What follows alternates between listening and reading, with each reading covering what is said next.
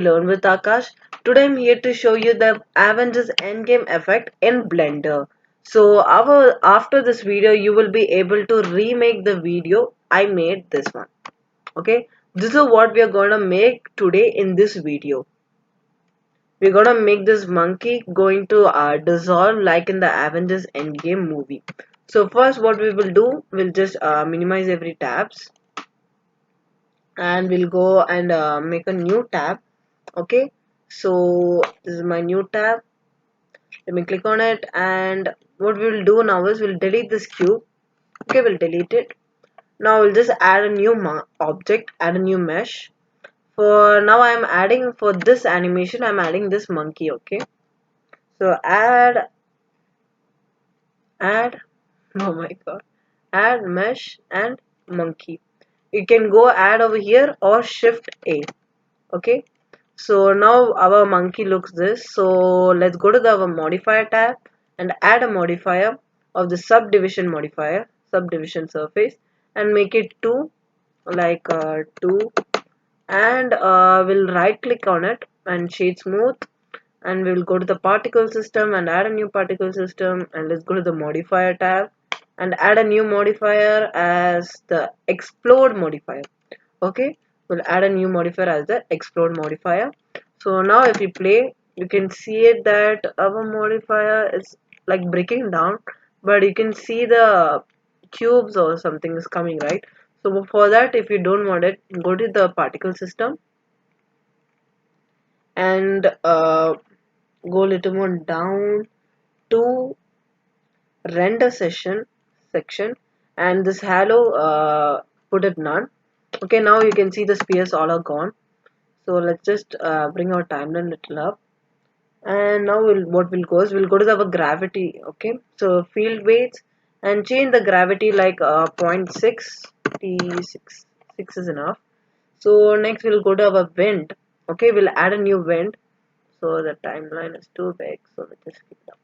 So right click or shift A to add a new mesh or something, and we'll go to the force field section and go to click on wind, and G to move, or you can go over here and to click on move. So G to move, click on Y. No, we'll move it on X axis over here, and we'll move it on Y little more down. Okay, where is it? Z, and then G Y. I mean not Y, Z. Move it a little bit down. Let's wait in solid mode only. Then what we will go is we'll move it, rotate it a bit on this y-axis like this much. And now if you see, it's not doing any effect because the strength of it is less.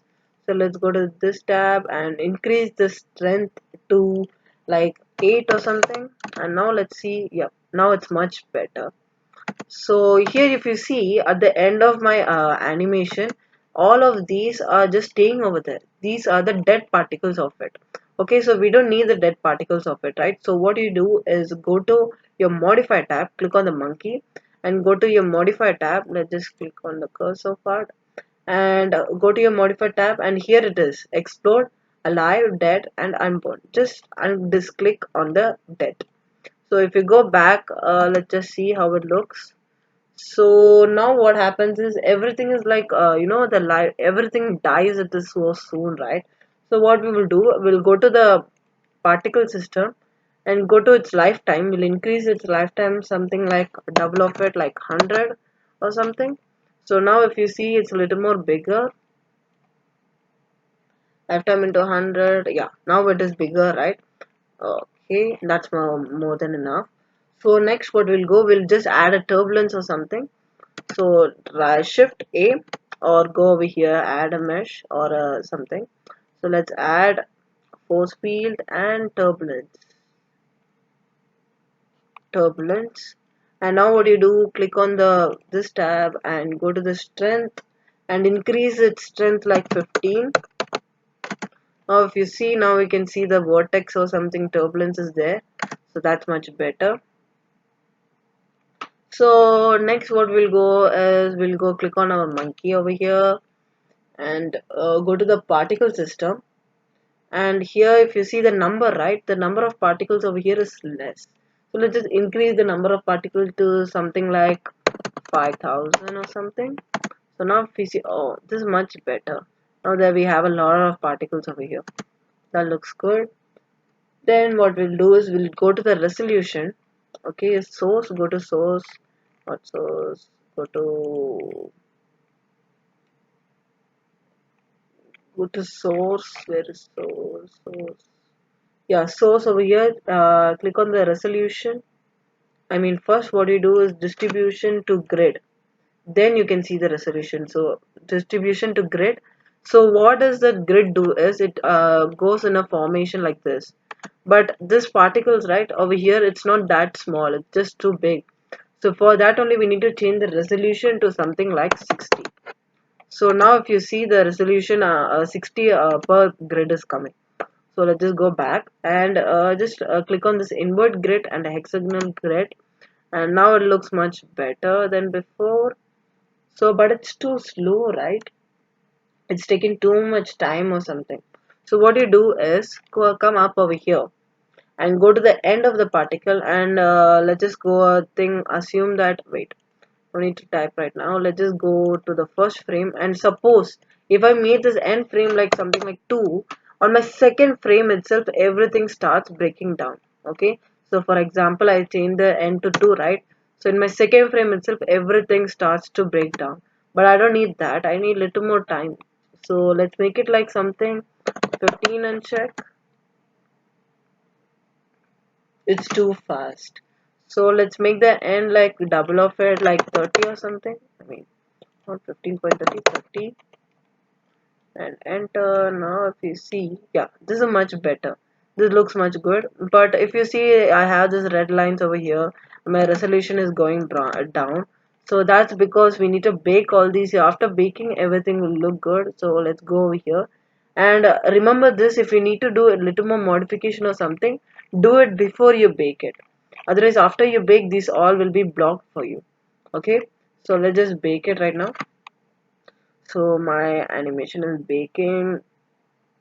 So that's all. This is how to make our Avengers Endgame dissolving effect. So easy, right? So please try it, and if you it worked for you, also comment below and scope up with me for more projects and more animations like this.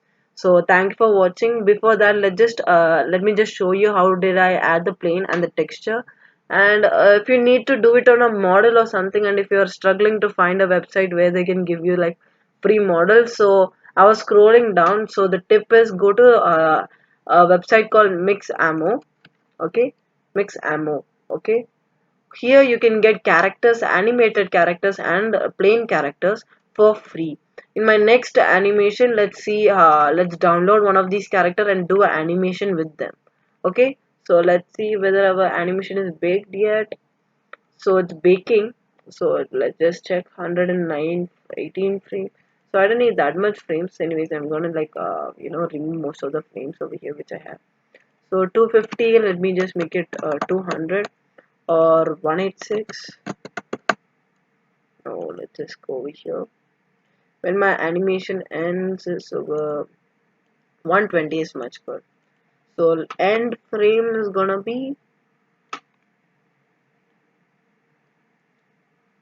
and my end frame is gonna be 120.